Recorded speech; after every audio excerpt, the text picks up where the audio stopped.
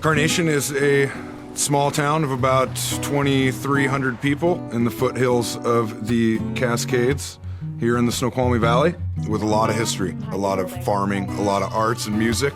It's hard to find a more environmentally pleasing place. It's kind of like the secret paradise over here. It's such a short distance from Seattle, but as soon as you come down into the valley, people just kind of breathe easier somehow, and it just becomes this hometown for everyone that comes here. The original name for this town was Tolt, and it's an Indian name derived from the word Tolthu, which means rivers of fast waters, because we have the two rivers. One river is the Tolt, one river is the Snoqualmie. And the Snoqualmie tribe had a big longhouse down here where the Tolt comes into the Snoqualmie River, and they lived here for thousands of years.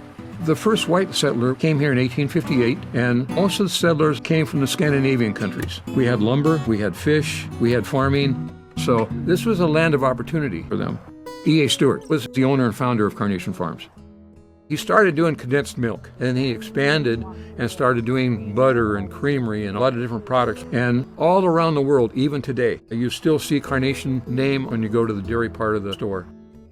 Our famous cow statue is actually one of the most productive dairy cows in history. It produced somewhere around 35,000 pounds of milk in 1 year, which set a record. And they attribute that to the way that that animal was cared for and the practices that Carnation Farms endorsed at the time. Now we are transitioning into an organic and regenerative farm with the idea that we need to leave the landscape better than we found it by doing things like increasing the organic matter in the soil and the biodiversity around the farm. You cannot beat regenerative and organically produced products in flavor.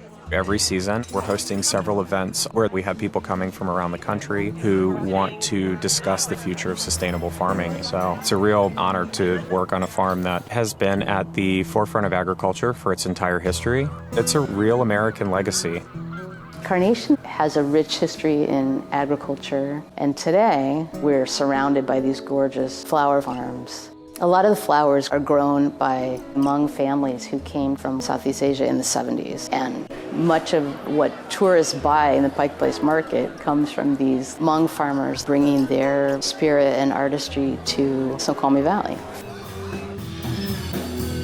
Live music has been a part of Carnation for decades. It all started with a happening in Duval in 1968, and after that, this place became a music mecca. We have music almost every day of the week in the summer months, whether it be at the Farmers Market, Speeds Club, Miller's, Brody Nation Music Festival, Remlinger Farms. We also have Camel and Medieval Village, where they do medieval live music gatherings and festivals.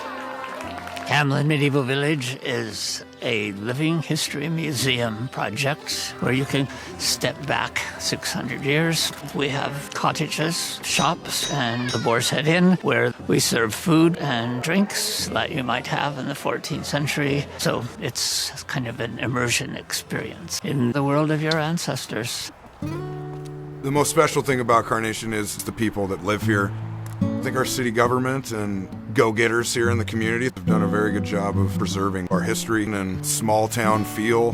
We have a lot of motivated people that want to see our history and our culture survive and thrive, and put all that in the forefront for the newer members that are coming and joining our community. So I think the future of Carnation is a bright one.